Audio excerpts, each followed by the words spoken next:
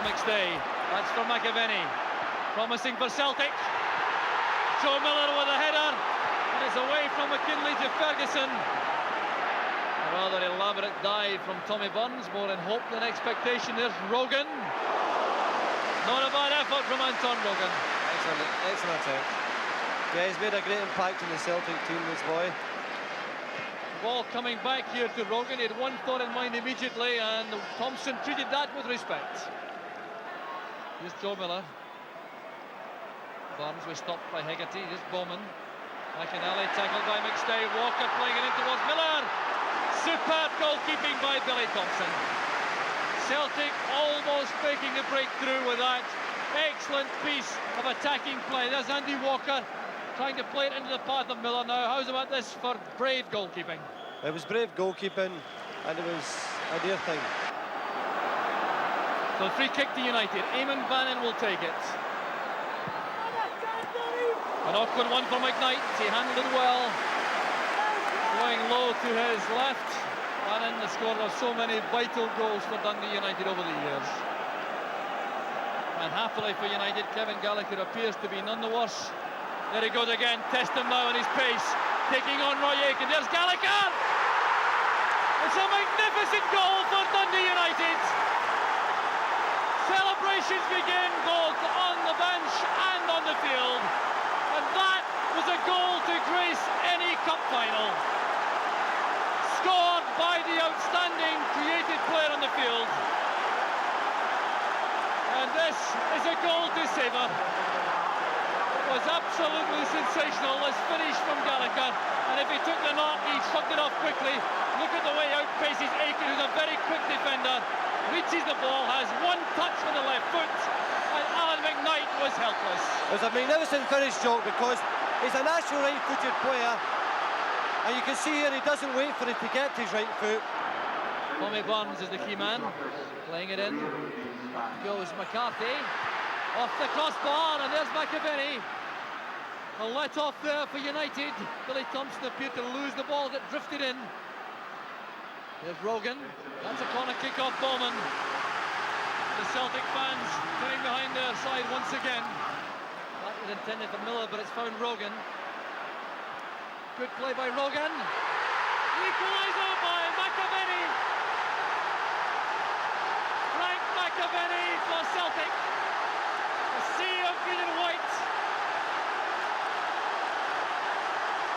Half an hour of the second half gone. It was this superb play by Rogan getting to the byline. The cross beat Thompson. In came McAvenny. And Celtic have equalised. There's Rogan again at the byline. Delicate cross missed by Thompson, but not by McAvenny. Possession again, 6 minutes left as Joe Miller comes forward. Remember, there will be extra time and you won't miss any of it if that happens. There's Billy Stark, heading it down towards McAvenny. And Billy Thompson, the last gasp, wins it. Derek White could scarcely watch from the bench. Billy Stark's header down, McAvenny trying to recover quickly enough, and Billy Thompson was tall enough to stretch and win possession. There's Stark. McAvenny. Frank McAvenny has won the cup for Celtic. Absolutely incredible. It came from the corner kick. Quite remarkable for Frank McAvenny. The corner kick played low to Billy Stark. The shot through the upper players, dropped to McAvenny. The instant shot. That was the final whistle. Celtic have won the cup in the most dramatic circumstances. 2 goals in the last 15 minutes from Frank McAvenny. So there is the moment the Celtic legions were hoping for. The captain Roy Aitken holds the Scottish Cup aloft. Celtic have won the double. And the counter-attack proving very effective. Got that going through the middle. And slipped inside his round. He's only got him to beat and he can't do it. What a great save.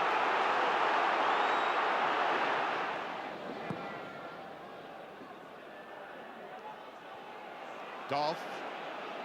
Too many balls being picked up there easily by Celtic. Back trying to get through the middle again and shove it away, and he can't do it. There's Larson, can he put it away? No!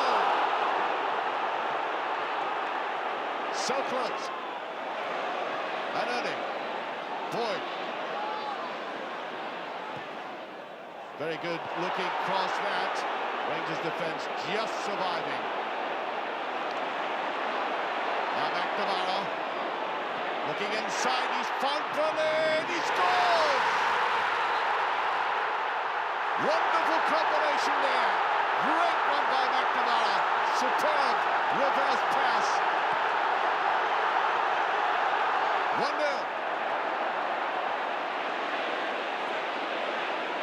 Rangers defence, backtracking again. Gorham left exposed here.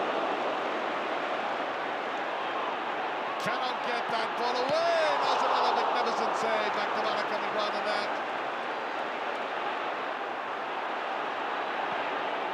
Trying for the far post this time. It's all very hectic. There's Lambert. Oh, what a wonderful strike! That does it. That surely clinches a magnificent victory.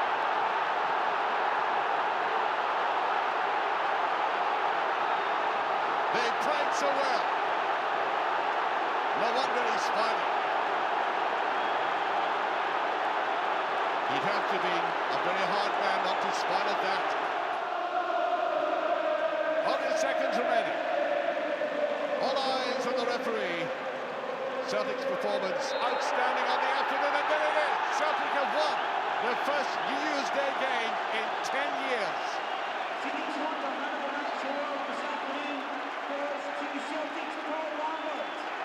Here's Nakamura, he's spotted him now.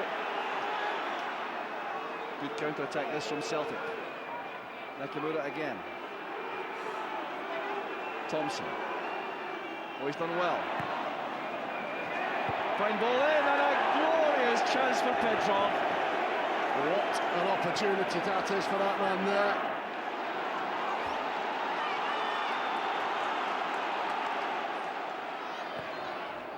Now Nakamura. Held up there by Grelier. Scatchell to Elliott. That's a very good take by the youngster. Superb play from Hearts. Hardly has Jankowskis in the middle. That's for Jankowskis. 1-0 to Hearts. Fantastic play there from young Elliott. The instigator, the provider. One goal, I think. Wallace, the unlucky Celtic defender. What a start to the game.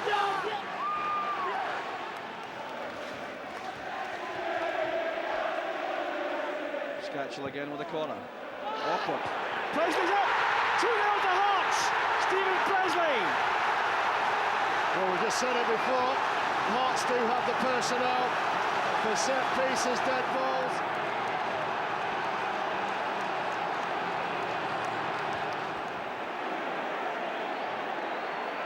Scatchell again, has Elliott just ahead of him. Here's Elliott now, that's for Scatchell! Oh, it's a terrific save by Borac. Oh, he made himself so big there to keep up. What a fantastic save that was.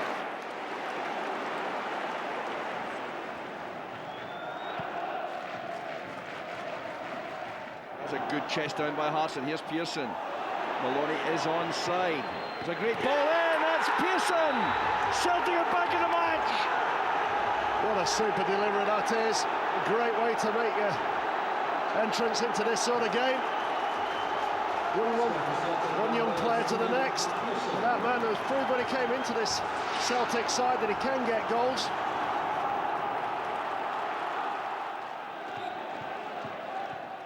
Thompson's ball in is met by Presley. That's Lennon. Baldy gets up well. Here's Maloney looking for a space for a shot at goal. And Presley immediately pleading innocence. It's always a worry that when he does that. Great composure from Sean Maloney, shifting the ball from his right to his left. That's a penalty.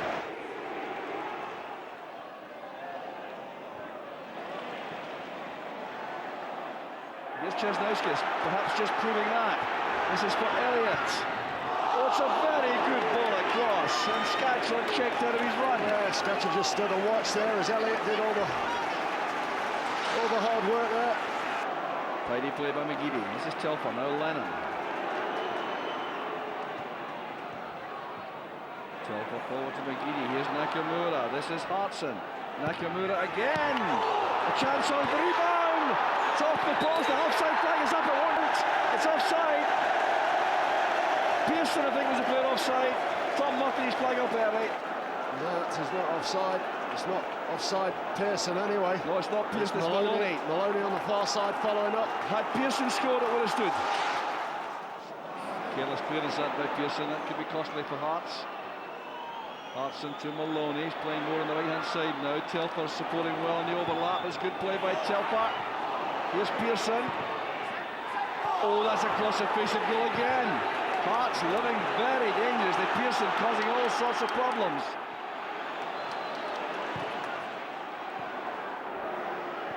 McGeady's pass releases Maloney. Across goes Fisas.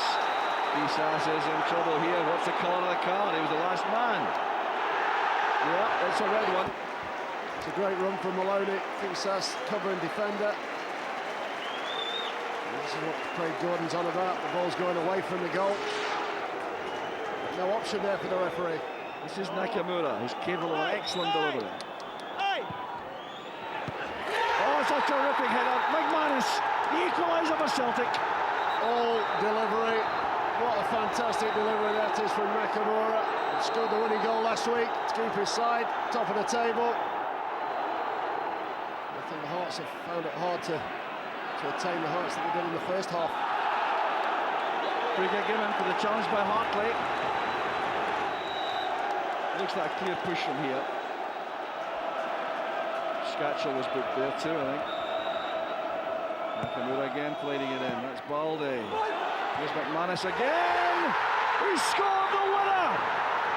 Stephen McManus for Celtic. That is all down to the pressure, delivery, a little bit of fortune, and that man in the right place to grab a double. It's Chris Commons with the in-swinger. Listen to the Celtic support. They're trying to will the ball into the back of the net.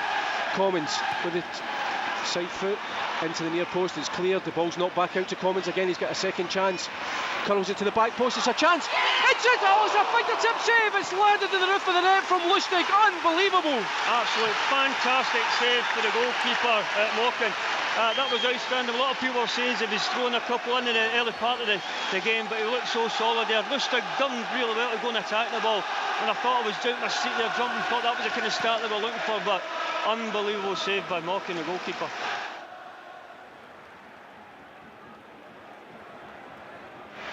Again, Matthews on the halfway line in front of the main stand, forward towards James Forrest. Forrest down the line, Matthews is in support. Still James Forrest tries to thread it through towards Samaras.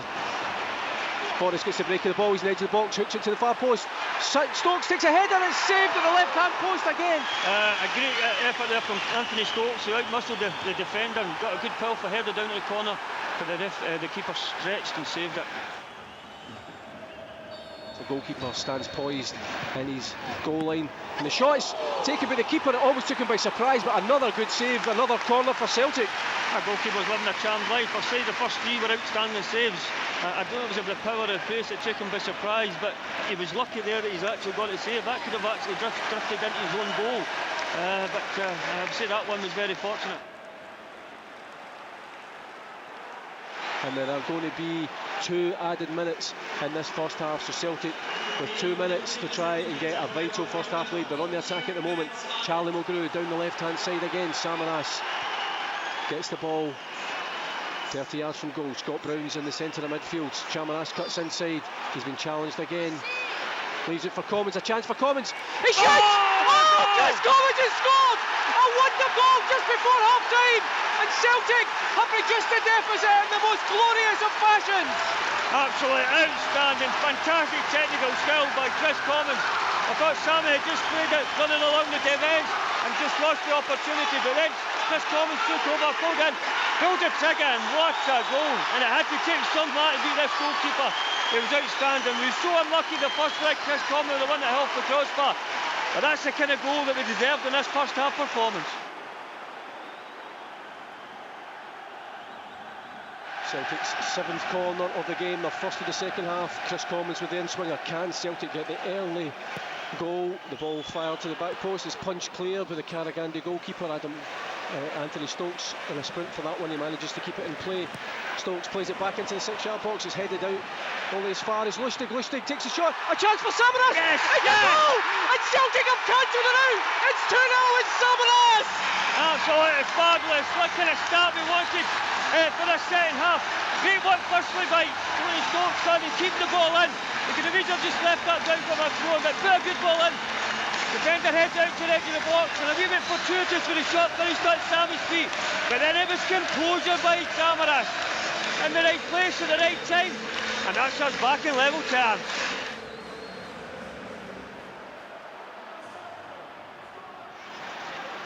For the moment, it's the home side with the momentum. Charlie Mulgrew takes a touch, plays it down the line, looking for James Forrest again. A wonderful pass from Charlie Mulgrew. James Forrest on his right foot, he's inside the box, kicks it across. It's a chance for Anthony Stokes has hit the ball, and it was easier to score. It should be 3-0. Anthony Stokes, of all the people you would have wanted in there, had it been Tony Stokes. He's got a good contact on it, but just a wee bit too hard and hit the bar on the way to safety.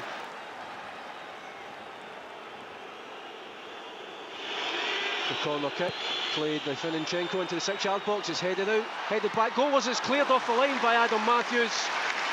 And a chance there. I think it was Zidic who headed that ball, and Adam Matthews, the value of having somebody on the line, Tom. I think we learned that from the first game, because if somebody was standing in the post, the second goal, one of the goals wouldn't have been scored. Vicious with the throw-in, plays it into the 6-yard box. Fraser Foster, it's come off the bar. Well, that was a keeper's ball. Certainly it was somebody should have went and attacked. I don't know if Charlie's somebody's left it and it's gone into the middle of the box, and very, very fortunate that it looked as though it was going in slow motion and bounced up, hit the crossbar. The ball breaks only as far as Scott Brown. Brown back out to Matthews. Shakhtar holding on for extra time now. Brown inside to Samaras. Samaras has got Ledley in the centre of midfield. Ledley can just play the ball out to the left hand side. He plays it to Stokes in the inside left channel. Anthony Stokes. Still Stokes, he's inside the box. It's still Stokes. Plays it back. It's a goal! Oh, James Forrest is scored! It's a goal! Celtic! Unbelievable! An extra time! Oh, we're in the Champions League group stages! Absolutely fantastic. James Forrest with the goal was just about to come off. Outstanding play by Anthony Stokes, driving in, making something happen, and then the awareness to be able to pull the ball back for James Forrest, sitting there at the right place at the right time. 3-2 on aggregate. Thank you very much. Blow the whistle now, rep. Well, Neil Lennon's sprinted the whole length of the touchline, and Celtic have about 2 minutes, I think 2.5 minutes to defend. They've got the goal. James Forrest. Well, he was on the verge of getting off there, Tom. Certainly looks as though he's got a wee bit of energy there. I don't know if he'll take him off. I think probably Neil will probably take him off. Just to eat up into the time that's left. I don't know how long, as you see, maybe a couple of minutes left. And Anthony Stokes is right on the touchline. Still Stokes. He created that goal. Oh, and it's no. a throw-in to Shakhtar. Well, the game's not over yet. Shakhtar. The referee's still watching the play. It's a throw-in. Well, he's given a free kick. He looks at his watch again. Surely when this ball flights forward, it must be time up. Yes. And there it is! Celtic are in the group stages of the Champions League again! Yeah, beauty! Miraculous! Unbelievable! Well, what can you say? James Forrest, what a hero! Champions! Oh, here we come! Champions League, the music's playing in the background. We'll have some more special now. The crowd deserve this. For a fantastic performance by the lads today. Absolutely outstanding. And just here we go. Champions League again. Armstrong flicks it inside to Scott Brown. Brown takes a touch, knocks it through towards Roberts, who flicks it behind him. He's in a sprint with Bierman. Bierman will have to watch. He goes down, and surely a penalty. Well, it's got to be a penalty. Well, he's having a look to see whether it's inside the box or outside the box. Oh, surely it's inside the box. He's pointed to the spot. He's had the word from the fourth official. and it's a penalty kick, and Celtic after 5 minutes. It was a crazy challenge, Jim. It was. Can Scott Sinclair give Celtic the lead after 6 minutes? He's had a fine season. Can he continue his great goal-scoring form? And he sends the keeper the wrong way, and Celtic are in the lead after just 6 minutes. And Scott Sinclair, he sends the keeper the wrong way. And maybe the inexperience of Bierman there, because surely when he saw he didn't get the ball first, he couldn't dive in. No, when he's Tavernier having a word with the referee, I don't think there have any complaints at all about that. It was a stupid place for a challenge. And again, Armstrong gets in there ahead. He's giving it to Griffiths. Griffiths is onside. He's into the box. It's a chance. Oh, it's in the back of the net. Lee Griffiths, a wonder strike. It's 2-0. Incredible. Well, I was praying he wasn't going to pass it across goal because he was offside. Our other player was offside at that point if he'd passed it across goal. So he did the right thing and just had a winder at it from quite a distance out.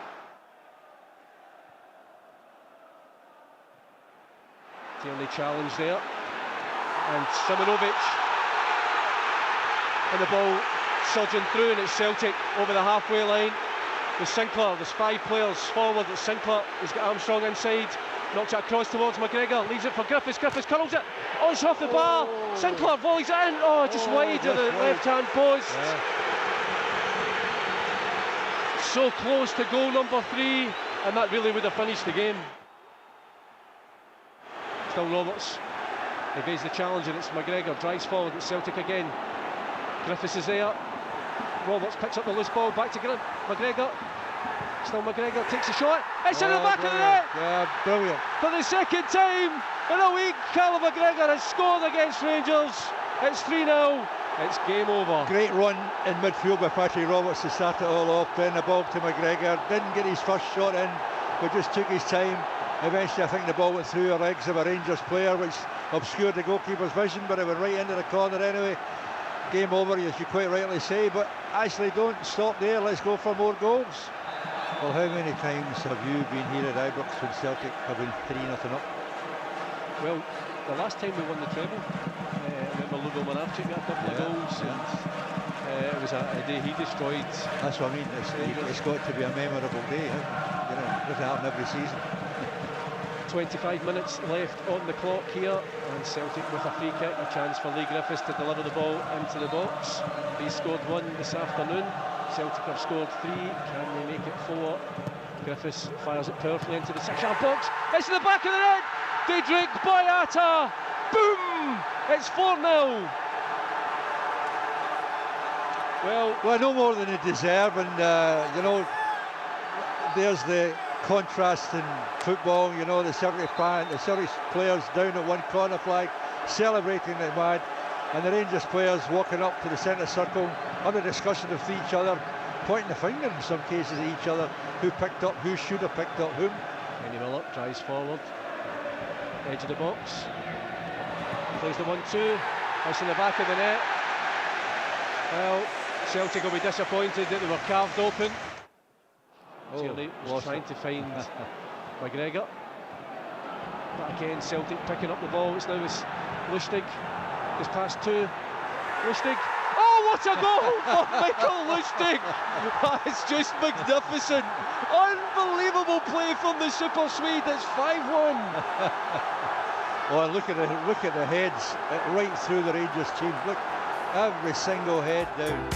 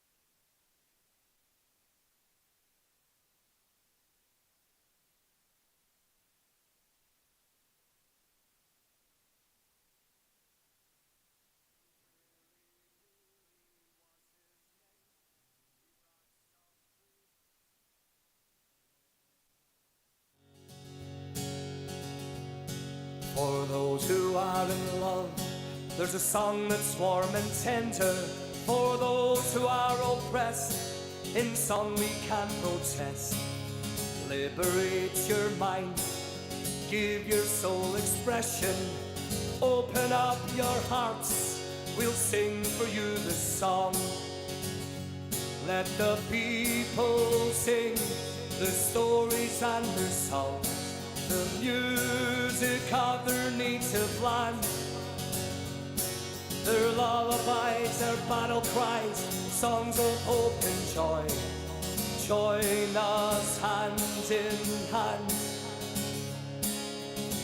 All across this ancient land, throughout the test of time, it was music that kept our spirits free. Those songs of yours and of mine. This land is your land, this land is my land. From the northern highlands to the western islands, from the hills of Kerry to the streets of Derry. This land was made for you and me. As I was walking by Shannon Water, hand in hand with my little daughter, heard the church bell ringing, the children singing. This land was made for you and me. So we climbed the mountain by the crystal fountain.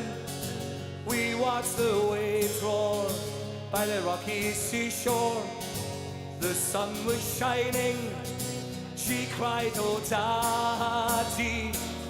This land was made for you and me. So I walked her.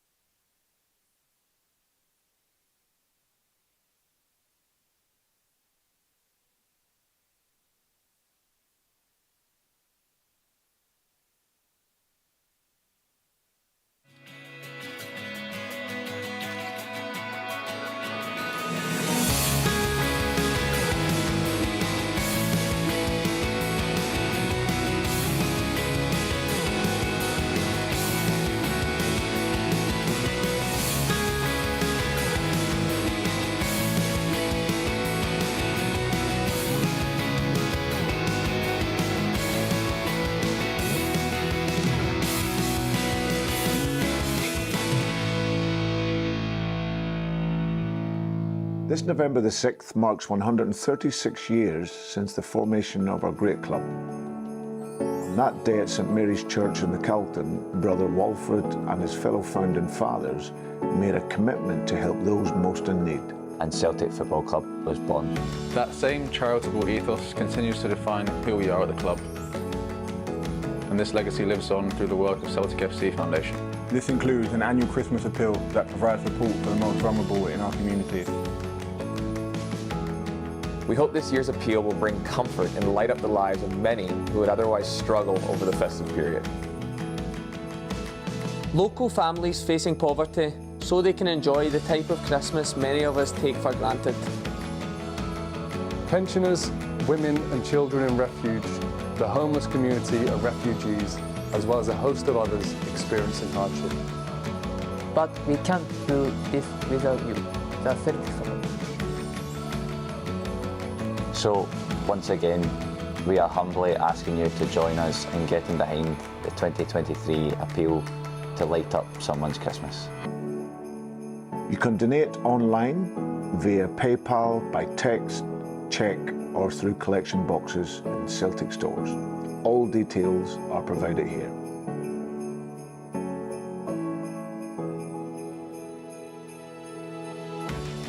Or you can get involved in one of our Christmas Appeal fundraising events at www.celticchristmasappeal.com. Thank you for making a difference. Over the years, the Celtic FC Foundation Christmas appeal has positively impacted the lives of so many in and around Glasgow. This year, the appeal needs your support more than ever as they look to light up someone's Christmas and provide support to vulnerable people at this festive season. And today, it will take an important place in our matchday coverage. On the park, it's another huge game for Brendan Rodgers and his team as they arrive looking to kick on from that emphatic 6-0 win over Aberdeen.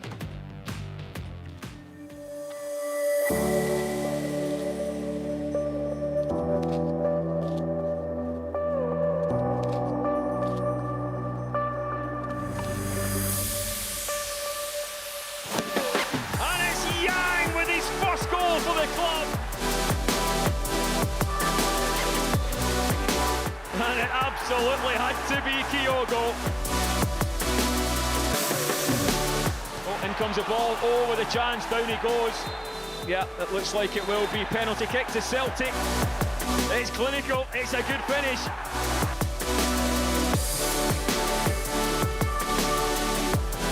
David Turnbull.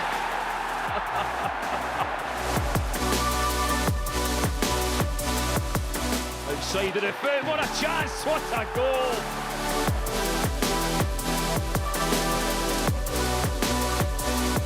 It's a chance now for O to make it 6, and he does with aplomb. Well, what a way to come back from a 6-0 defeat to get a 6-0 victory. You cannot ask for more than that.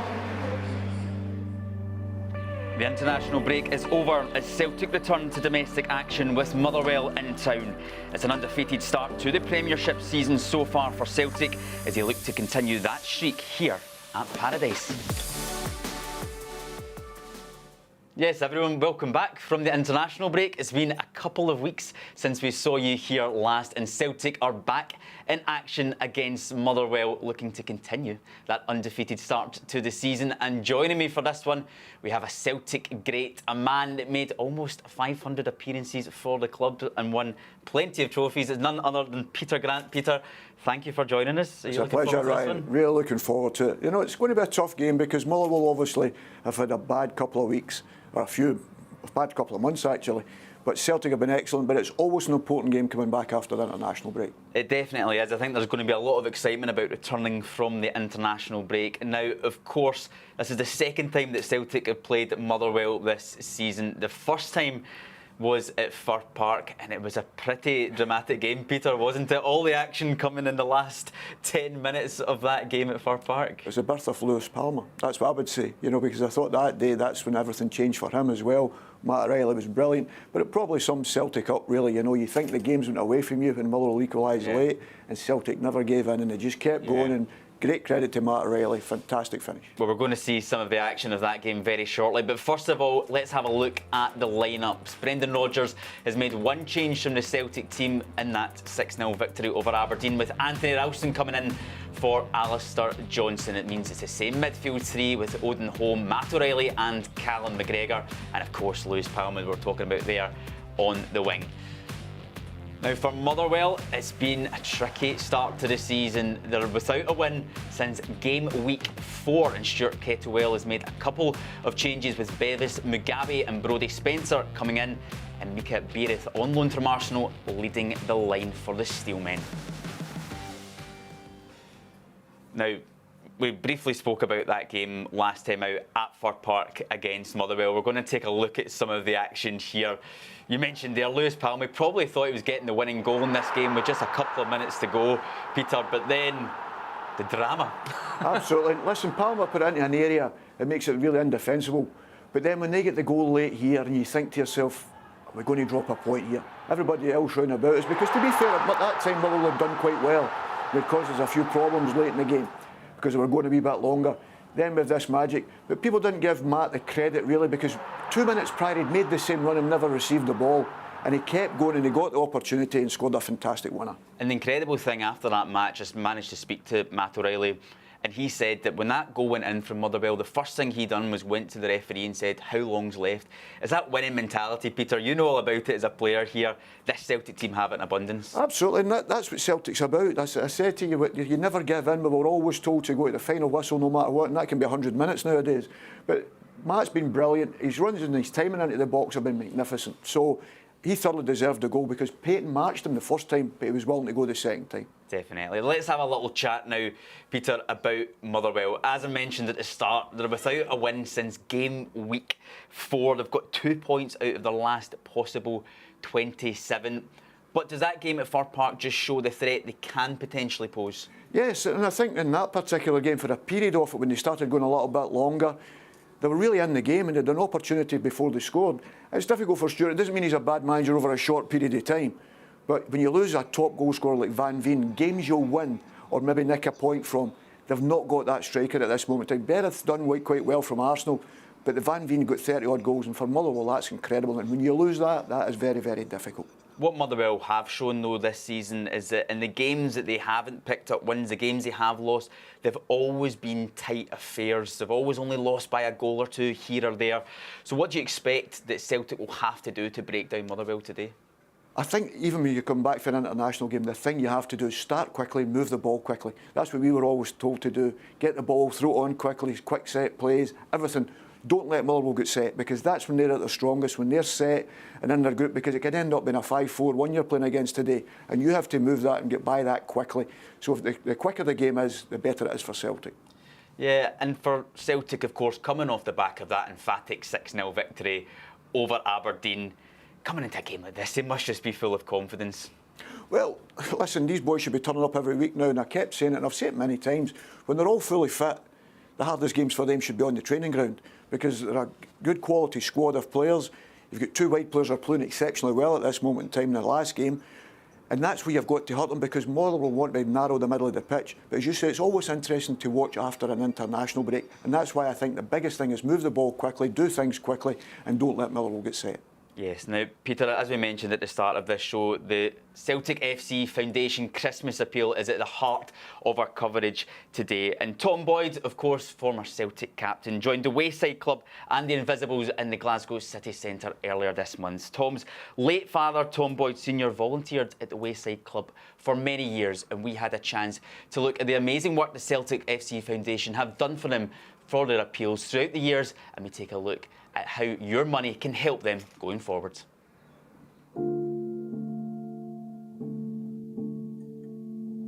I'm out tonight in Glasgow, and I'm going along to meet a couple of organisations that are benefiting from the Foundation's Christmas appeal. With the Wayside Club, predominantly we look after homeless people, supporting them each night. Some people are vulnerable, some people that are in accommodation that doesn't have cooking facilities, and some people are just lonely. The Invisibles are a very small group who base ourselves around about the Glasgow city centre. We've been on the go for about 10 years. First started with Dermot Hill and Michelle McFarlane, and our main role is to provide support to rough sleepers in the city centre. We only hear the bad in the world just now about how greedy people are and everyone's self-centred. But people that donate to us, they make a huge difference. The Wayside Club, one that's close to my heart because my father had worked there for a number of years, had a special relationship with so many. And the club's running for 91 years on kindness, people like yourselves not forgetting about us. So we really, really appreciate it.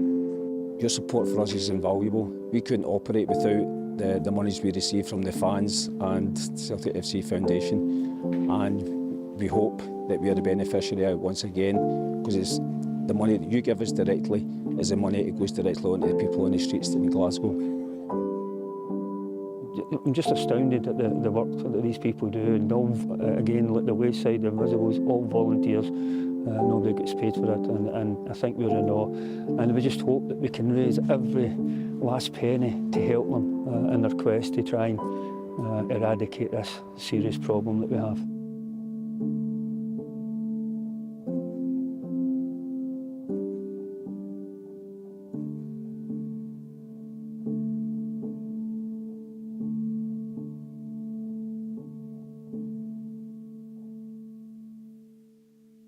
You can donate online, via PayPal, by text, cheque or through collection boxes in Celtic stores. All details are provided here.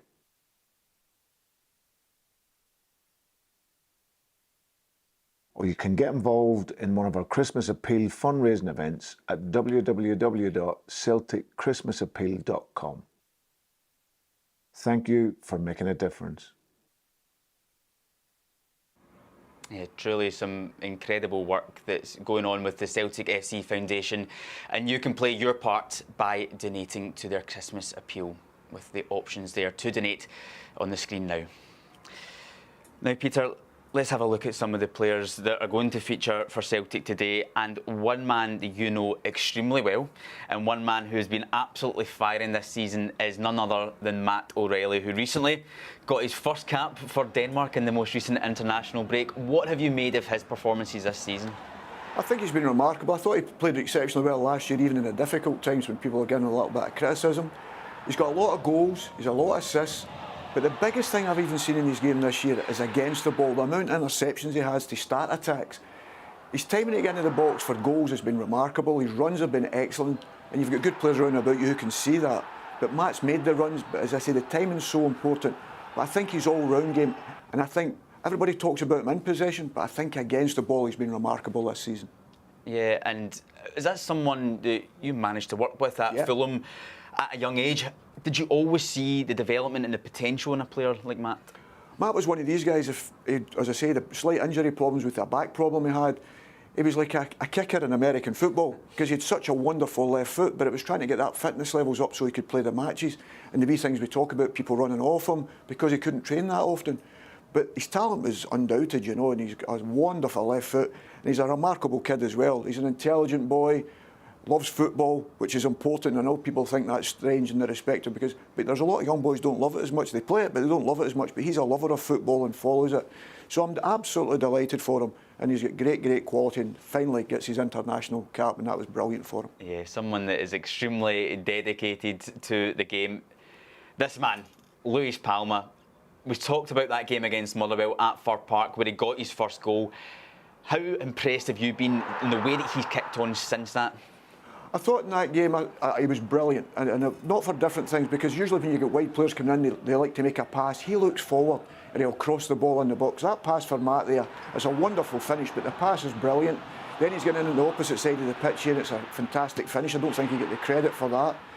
But he just looks as if he's born to play for Celtic. He's one of these guys, you know, he's no fear. He has a go, he finds himself in different areas of the pitch, and this sums it up, taking the penalty kicks. Now, people think a penalty kick's easy. He's just going up and taking it, he's playing with that much confidence, but his all-round game, wonderful pass here for the goal as well, with outside of the boot for O. But tremendous player, I'm delighted, and it shows you his character as well. He's come back from international with a slight problem. He plays the 90 minutes all night there, and he's on the manager's team sheet again, so that says enough about him for me. And the man that he assisted in that last clip we just saw there was O, who in the last couple of games, he's starting on the bench again today, but what he's shown in the last few games is he can come off the bench and make a difference. How important is that, Peter, that you have those options off the bench? I'm delighted for him to get his goal, because I think he's played really well in the games he's come on. We've got to remember, his biggest opponent at this moment in time is Kyogo. And it's his quality has been brilliant. His movement when he comes on, his work ethic, his desire to score goals and make runs and make the back line difficult for the opponent is remarkable. And I was delighted he got his goal. He got brought down for the penalty kick, and he comes on with a fantastic attitude. He doesn't come on with a huff as if you're a substitute. He comes on and tries to make an impact in the game. So I'm delighted for him, and every time he comes on I'm impressed with him, I must admit. Yeah, we've had a little bit of a chat about Motherwell, Peter. We can see in their squad Liam Kelly, a player who got his first cap for Scotland in the most recent international break. Is he a player that Celtic, and is there any other players in that Motherwell team that you think that we need to look out for? No, I think you look at Motherwell, and Stuart's tried to build a team. You know, that they've got certain guys that's in it constantly. Kelly's a very good goalkeeper. You know, people used to question his height, was it the biggest or whatever, but I think he's made up with that with his all-round game. And he's been busy for Motherwell, and you say they've not lost many goals. Aberdeen, I think they lost 4. I think that was the highest losses. You say it was usually 1s and 2s and whatever. So wee things like that. But I think they're a team that's going to be built on a team. Last year they were very, very well organised. Stuart done a remarkable job, a fantastic goalkeeper, but the most important thing, they had a goal scorer who could win them the games when it was tight games. We keep them defensively solid.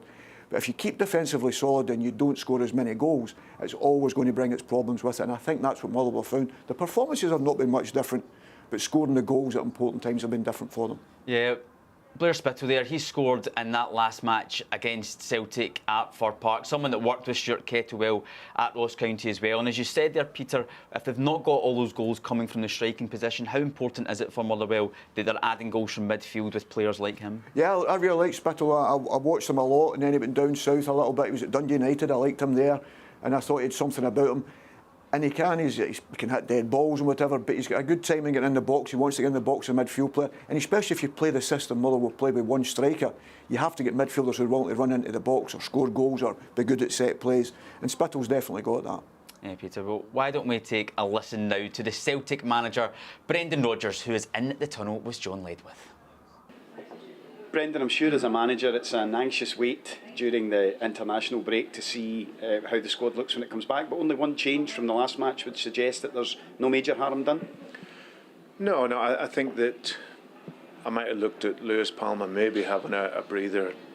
Both him and Ali Johnson got back in yesterday for the first time, but Louis is obviously suspended for Tuesday, so we can start him in this game knowing that he's not going to get any game time on Tuesday. And Ali, we've got a really good cover player in Tony Ralston, so we can give him the recovery and let him get ready for Tuesday. Otherwise, we're okay.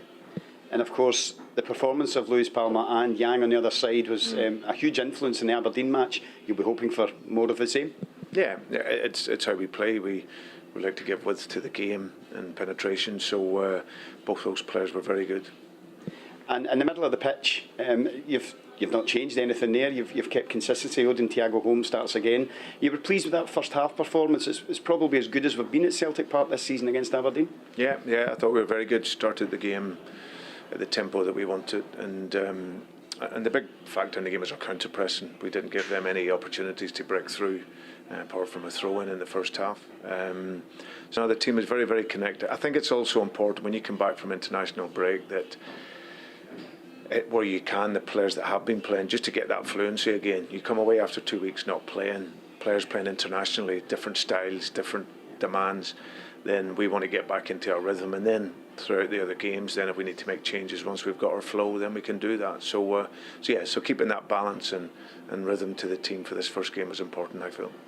Now, when you matched up against Motherwell at Fir Park, they were in a rich vein of form and probably one of the real form teams in the league at that point. Their form has dipped since then. Are you slightly surprised by that because they were impressive? No, I just think it's the league. I think that Stuart will know, like I said, his team started very, very well, but at times you can get into a rhythm of games and you don't get the results. But we still know that we can't relax in any which way today. Today's an opportunity for us to set the tone for the remaining 10 games of this period. So for us, we want to be on the attack straight away, and for as long as we ably can. Good luck, Brendan. Cheers, thank you. Thanks. Thanks, Gavin.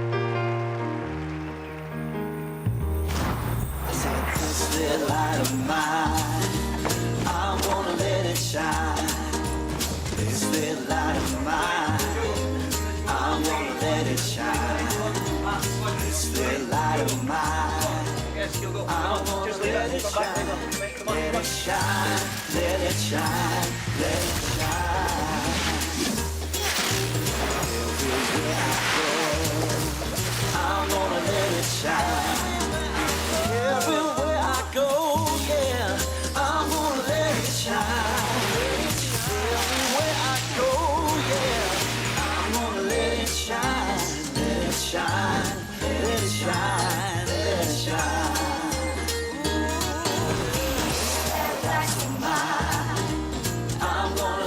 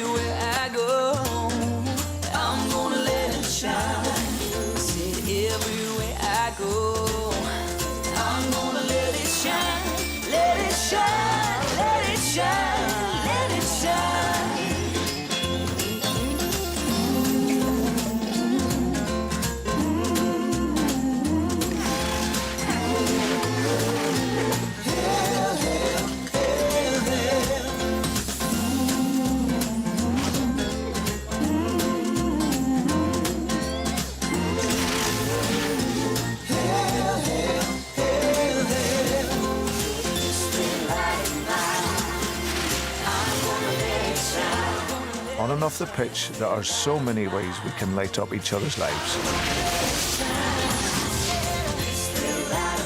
Celtic Football Club is proud to support our foundation's Christmas appeal. And we thank you for your incredible support. Have a great Christmas, one and all.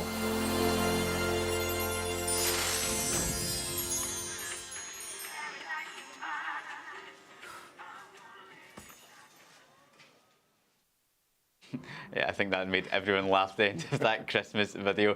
And remember, you can still donate to the Celtic FC Christmas appeal by donating, and we'll give you the details for that later on. But first of all, the Paradise Windfall. Don't forget, if you're in the UK and Ireland, you still have time to play. It's a whopping £10,000 a ticket.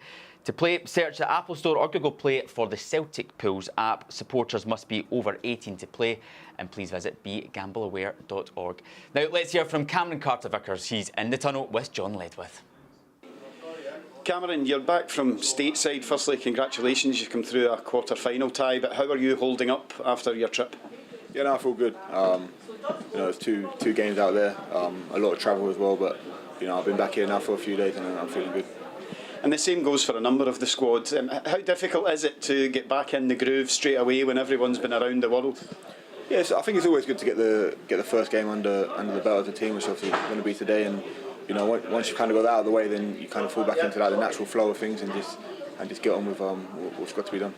Now, I know you didn't feature in the last game at Fir Park, which was quite dramatic. Would you be hoping that this one might prove slightly easier and we won't have to wait to the 97th minute to win it? Yeah, hopefully. Like you said, I wasn't involved, but I watched that game, and I thought that day Motherwell played pretty well and gave us a tough game. But we're hoping today that like you said, things can run a bit more smoothly, and we're confident we can perform to our levels. That things will. Good luck, Cameron. Cheers. Thanks, mate.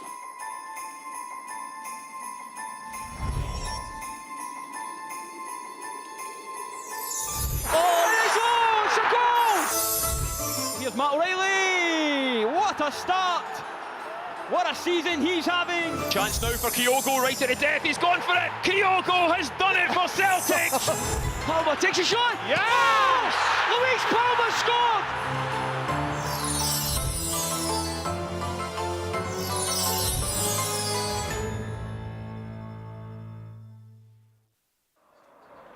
There's a whopping 7 games in December for Celtic, and you can catch them by subscribing to Celtic TV. So make sure you do that because you do not want to miss out. Now, Peter, we're just minutes away from kick-off here. Celtic so far this season, still undefeated in the league. What are you looking for from the team today? What has impressed you about the team, and what do you expect from the game today? I think the way they've improved, no matter who's come into the side, they've all made an effect on it. We're talking about Palmer getting better, we're talking about Yang getting sharper, all these things. And I think that's improvement Brendan has been obviously looking for. And long may that continue. The more games they get, the fitter they'll get. You've got O coming on now, you've got Carter-Vickers coming back after his injury. So all these things in the first period that we've had so far have all been great. So we want to keep all the players fit. We want to get a victory today, as I say, coming back after an international break. And that's always important. That's always important. And that's what Brendan will be reiterating. Let's make sure. The tiredness goes once you get your first training session in. Once you get back out here in front of the supporters here, you just want to go out here and play well and win. How much have you seen the progression in Brendan Rodgers' team over the course of the season so far? I think you see that with the boys coming back from injury. I think that's important. Some of them were carrying injuries for a while and then were playing games. Then you were getting Johnson back, then you would get Carter-Vickers back, you were getting changes and someone else would go out injured. And all these things were disappointing. And it's very, very difficult to get that momentum going. But in saying that, now we've got this group together again that I feel is going to get you stronger and stronger and stronger. You've even got Tilio on the bench today. Yeah, it's a cold day in Glasgow. We can see everybody's got the beanies on. We're in the warmth of the studio. We're not too bad, Peter. But yeah, it is a cold one out there. As we were saying, there's 7 games in December. It's the start of a really, really busy schedule for Celtic. How much as a player, though, do you enjoy these moments where it is games back to back? Players will always tell you they prefer playing matches. That was always the case. You train, you play, you get on with it. And when you're a footballer, Christmas doesn't exist really. It doesn't. That's the way it is. It always has been that way. You just get on with it. Your job is to go out and perform week in, week out. And listen, the biggest Christmas present you get every day is playing for Celtic. You know what I mean? So let's not kid ourselves. And it's remarkable that you're honoured to do that. And that's why you want to come here. And boys want out the house, want to go and play the best sport in the world, it's football, and playing the Celtic Football Club. What else can you ask for? Yeah, it's actually 7 domestic games in December, and of course we've got that Champions League tie against Feyenoord as well, which we've got the Lazio game coming up after this one on Tuesday as well. What do you think then for this game, Peter? If we were to put you in the spot for a score prediction for this one, what are you expecting? I'm not one for predictions, but I'll go 3-0 Celtic. I hope it's a lot more, you know, because I think Motherwell will make it difficult. The numbers will think that Celtic will have to move the ball quickly. They'll keep it tight and hope. But if we get an early goal, anything's possible with this group of players. But you have to work hard, as I say, and you have to move the ball quickly. That's the big thing I'd be looking for. But I would go for a 3-0 victory. I'd settle for that just now. Yeah, and what the Celtic team showed in that last game against Aberdeen is that even at 3-0 going into stoppage time, they do not stop and they will keep going until that final whistle. Do you expect the same again today? Absolutely. I don't think... The demand here is to keep going all the time. You know, and as players, you demand that from each other. The substitutes, that's why I'm saying they've always had an effect in the game, like Owen, that when they've come on in games, they've lifted it again. And I think that's what we're starting to see now. All these boys are getting fitter. So when the substitutes coming on, they're making an impact as well. Yeah, I mean, it's been a cold day, but the Celtic Park pitch is looking absolutely immaculate. And the Celtic team are now coming out the tunnel so we can pass to your commentators, Simon Donnelly, but first of all, Jerry McCulloch. Thank you very much to Ryan, and thank you, Peter. Yes, we had some late drama the last time these two sides met at Fir Park at the end of September. One of the closest and most exciting ends to a domestic match you're likely to see. Since then, the forms of both sides couldn't be more contrasting, though. Celtic unbeaten and winning 5 out of their 6 Premiership games, scoring 18 goals in the process, while Motherwell's winless streak is extended now to 9 games. And as we head towards December and the temperature drops, an important run of fixtures sees Brendan Rodgers' side embark on 11 games in the next 5 and a bit weeks. That 8-point lead currently separating Celtic from the bunch, a valuable cushion at this late stage in the campaign. Celtic line up with just one change to the starting 11 that thrashed Aberdeen 6-0 here at Celtic Park 2 weeks ago. Alistair Johnson, recently returned from Canada's 2-1 win over Jamaica in the CONCACAF Nations League, is on the bench for this one, replaced by the always reliable Anthony Ralston. Besides that, it's as you were with the midfield 3 of McGregor, O'Reilly and Holm, and the impressive Yang, the exciting Luis Palma, and the goal-poaching Kyogo making up our Korean, Honduran, Japanese front line. As for Motherwell, they welcome the return of Beavis Mugabe to the centre of their defence after he played a full 90 minutes for Uganda in their midweek World Cup qualifier against Somalia. Brodie Spencer gets a starting slot too after dropping to the bench for the most recent defeat to Hearts. So that's the lineups. It's a beautiful afternoon in the east end of Glasgow. Not an umbrella in sight, but plenty of hats and scarves and gloves. The temperature close to 0, but it's a wonderful afternoon for a game of football, and a packed Celtic Park awaiting a return to domestic action. The international break is good for the players, the ones that are lucky enough to go and represent their country around the world, but for us fans of domestic football primarily, it's just a wait to get the players back fit and ready for the next game. And that next game is now. Celtic 8 points clear at the top of the league, a chance to go 11 clear this afternoon, having played a couple of games extra. And that's exactly what Brendan Rodgers will be hoping for his side this afternoon. Motherwell not in a good vein of form, but